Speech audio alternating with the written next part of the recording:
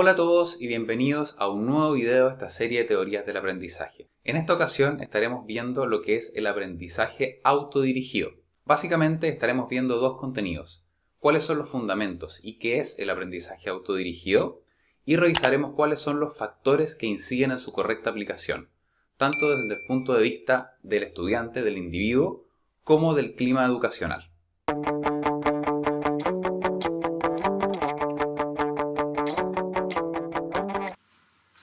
El aprendizaje autodirigido y el aprendizaje continuo de forma independiente cada vez toma mayor fuerza como un componente indispensable en el desarrollo y mantención de las competencias profesionales. Es por esto que es un tema de gran relevancia en los días de hoy, tanto en el pregrado como en el posgrado. Los años en los que tenemos a los estudiantes con nosotros son los primeros de una larga carrera, los primeros años en los cuales el aprendizaje es generalmente dirigido, ya sea por el profesor o dirigido por el currículo. Por lo tanto, el profesor juega un rol muy importante en mostrar el camino a seguir para el aprendizaje. Sin embargo, recordemos que estos son solo los primeros 5, 6 o 7 años de muchos más, en los que no habrá nadie que muestre el camino o que regule el actuar del profesional. De esta manera resulta indispensable fomentar el aprendizaje autodirigido en el pregrado y en el posgrado, para dar herramientas para que los estudiantes puedan dirigir su futuro estudio cuando no haya nadie que muestre el camino a seguir. ¿Cómo saber cuándo necesito actualizarme, adquirir nuevos conocimientos o profundizar en conocimientos que ya tengo? ¿Cómo saber cómo autoevaluarme y qué hacer con esa autoevaluación? Estas son preguntas que un recién egresado debería poder manejar. Ahora, ¿qué elementos debe considerar el aprendizaje autodirigido? Hay dos elementos que no pueden estar ausentes a la hora de adoptar un aprendizaje de tipo autodirigido. El primero es la autodirección. Y esto se refiere primero a aceptar la responsabilidad por el aprendizaje y no delegar esta responsabilidad en terceros. Otro punto importante es fomentar la autonomía, en el sentido de hacer las cosas porque quiero hacerlas o porque se comprende el valor que tienen, ya sea trabajando de forma individual o grupal. Otro punto también relevante es el hecho de proveer opciones para el aprendizaje. Otro aspecto importante es la autogestión del aprendizaje. Y con esto nos referimos a que los estudiantes puedan establecer sus metas de aprendizaje, planear cómo llegar a estas, trabajar, estudiar, ser persistentes y lograrlas. Es importante recalcar que el aprendizaje autodirigido no necesariamente se tiene que dar de forma aislada al aula.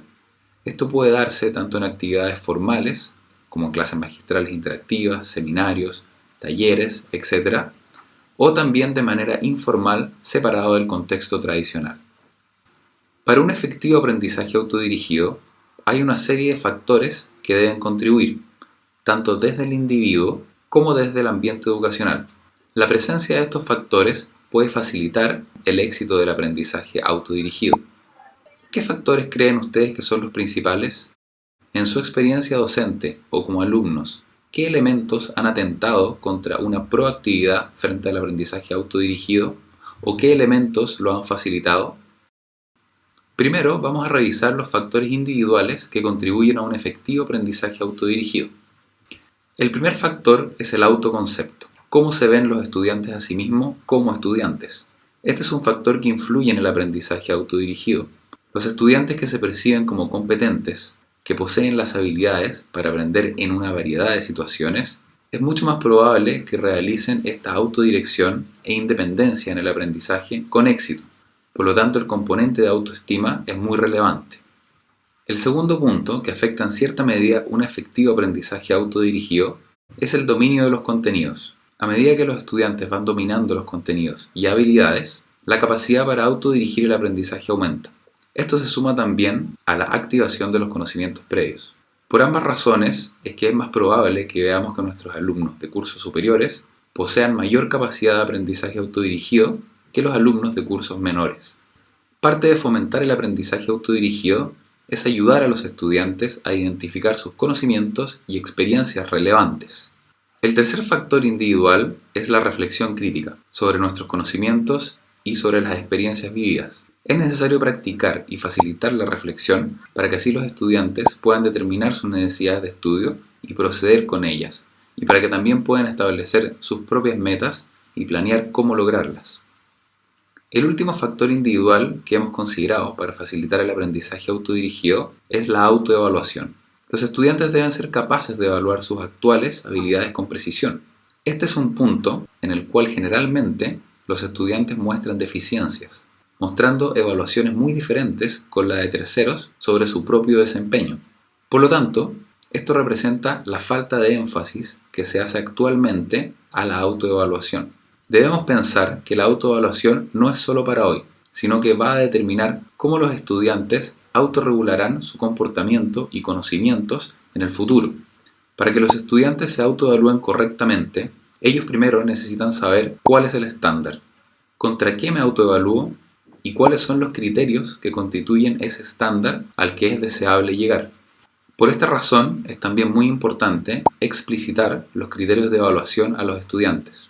Otro punto importante para poder llegar a una correcta autoevaluación es la retroalimentación recibida de otros con respecto al desempeño de uno.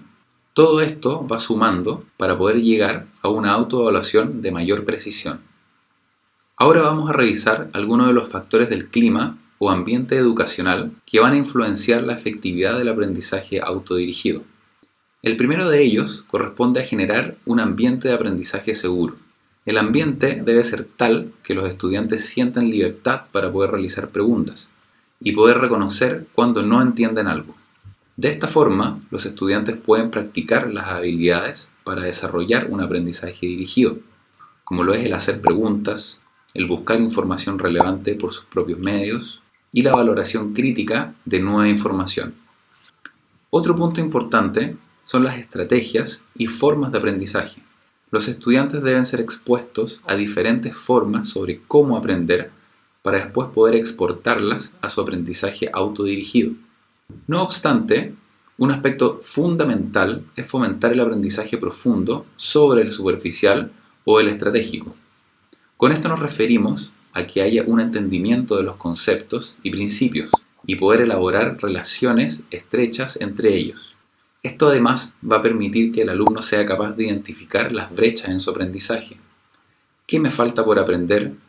¿Qué aspecto me falta profundizar para comprender diferentes enfermedades, tratamientos, etc.?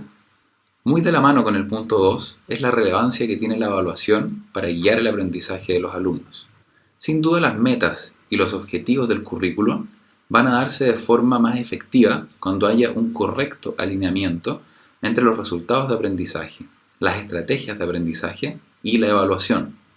Por lo tanto, la forma y contenido de las evaluaciones sin duda van a guiar qué, cómo y cuándo estudian los alumnos.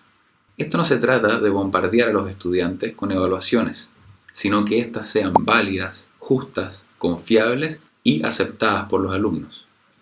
Una evaluación con estas características, entonces, envía un mensaje fuerte a los estudiantes sobre cómo deben prepararse y sobre cómo deben estudiar.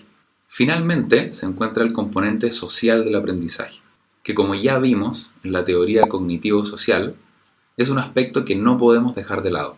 La participación de los estudiantes en la construcción social del aprendizaje, a través de la discusión y participación, provee una base cultural para promover su autodirección. Luego de revisar los principios, elementos y factores principales que constituyen el aprendizaje autodirigido, podemos ver que esta forma de aprender no solo determina el presente de los estudiantes, sino que tiene especial relevancia para la práctica independiente futura de los alumnos.